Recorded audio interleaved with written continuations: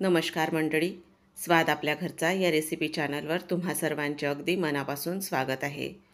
रोज नाश्त्याला काय करायचं किंवा मुलांच्या डब्यामध्ये काय द्यायचं, नाश्ता केला तर घरातील सर्व मंडळींनी तो आवडीने खाल्ला पाहिजे, ही प्रत्येक गृहिणीचीच किंवा एका आईची धडपड रोजचीच आहे. तर मग आज आपण असा छान पोटभरीचा पण हलका असा नाश्ता तयार करणार आहोत. कमी साहित्य, कमी वेळ या दोन्ही गोष्टींची सांगड घालून आज आपण हा नाश्त्याचा प्रकार तयार करणार आहोत. अगदी झटपट तयार होणारा हा नाश्ता पचायलासुद्धा हलका आहे. चला मग रेसिपीला सुरुवात करूया. त्यासाठी बघा इथे मी मुगाची डाळ भिजत घातलेली होती. इथे तुम्ही घरातील कुठलीही वाटी असेल तर वाटीचा चौथा भाग एवढी डाळ भिजत घालायची. आता मी इथे कपाचं प्रमाण घेतलेलं आहे, त्यामुळे 1/4 कप एवढी डाळ मी भिजत घातलेली होती. किमान 1 तास तरी डाळ भिजत घालायची. आता आपण एका भांड्यामध्ये 1 कप एवढा रवा घेणार आहोत. रवा बारीकच आहे, जाड असेल तरीही चालेल. बघा आता इथे आपण अर्धा कप दही घेतलेलं आहे. फक्त दही आंबट नसावं, चांगलं ताजं फ्रेश असं दही घ्या. आता दही टाकल्यानंतर आपल्याला छान हे दही यामध्ये मिक्स करून घ्यायचं आहे. आता दही आपण यामध्ये मिक्स केल्यानंतर पाणीसुद्धा इथे आपण वापरणार आहोत. अगदी पोटभरीचा असा हा नाश्ता फारच कमी वेळेत तयार होतो आणि तुम्ही प्रवासातसुद्धा हा पदार्थ घेऊन जाऊ शकता. तर बघा आता यामध्ये आपण पाणी टाकणार आहोत. तर सुरुवातीला इथे मी अर्धा कप पाणी घेतलं, त्यातलं अर्धच टाकलेलं आहे. आता हे पूर्ण मिक्स करून घेणार आहोत. आता आपल्याला पाणी यामध्ये अजूनही लागणार आहे, पण मी पाण्याचं प्रमाण व्यवस्थित असं सांगत आहे, कारण जे नवीन असतील त्यांच्या पूर्ण पाहिल्यानंतर लक्षात येतं. बघा आता अर्धा कप पाणी टाकून घेतलं मी पूर्ण. आता छान हे मिक्स करून घ्यायचं आहे आपल्याला आणि हा रवा आपल्याला 10 मिनटं मुरण्यासाठी ठेवायचा आहे. तर बघा आता पूर्ण छान असं हे मिक्स करून घ्यायचं आहे. यामध्ये आता आपण पुढचे जे काही साहित्य टाकणार आहोत ते आपण रवा भिजल्यानंतरच पुढची जी काही प्रोसेस आहे ती करणार आहोत. तर बघा आता रवा छान मी भिजवलेला आहे. आता झाकण ठेवते आणि 10 मिनटानंतर तुम्हाला दाखवते मग. तर बघा इथे आता 10 मिनटं झालेली आहेत आणि रवासुद्धा छान असा आपला मुरला गेलेला आहे. तर आता रव्याने बघा जे टाकलेलं पाणी आणि दही होतं ते पूर्ण शोषून घेतलेलं आहे. तर आता आपण एक मिक्सरचं भांडं घेतलेलं आहे.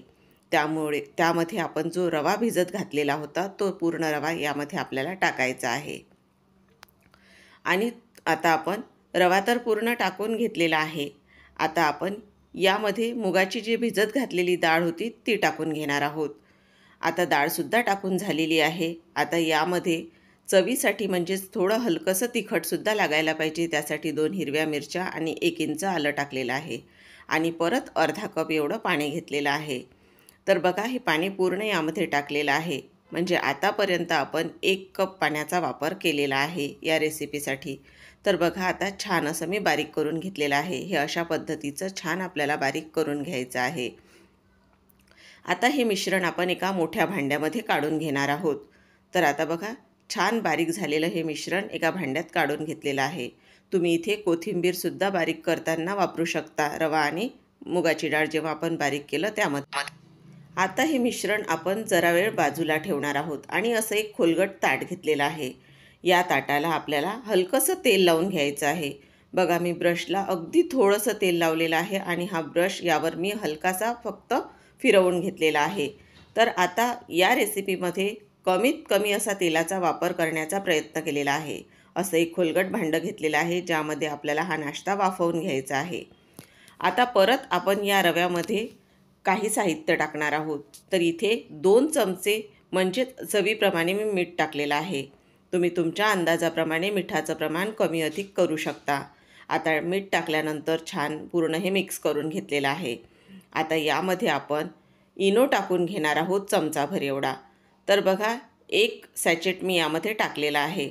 आता आपल्याला यावर थोडं पाणी टाकून घ्यायचं आहे आणि आता हे छान मिक्स करून घ्यायचं आहे. असं आपल्याला एखादा मिनिट छान असं मिक्स करून घ्यायचं.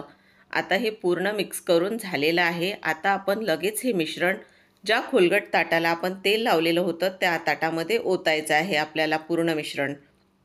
आणि हे मिश्रण आपल्याला लगेच वाफवण्यासाठी ठेवायचं आहे. आता बघा पूर्ण मिश्रण यामध्ये मी टाकून घेतलेलं आहे आणि या मिश्रणावर आपण हलकंसं लाल तिखट टाकणार आहोत.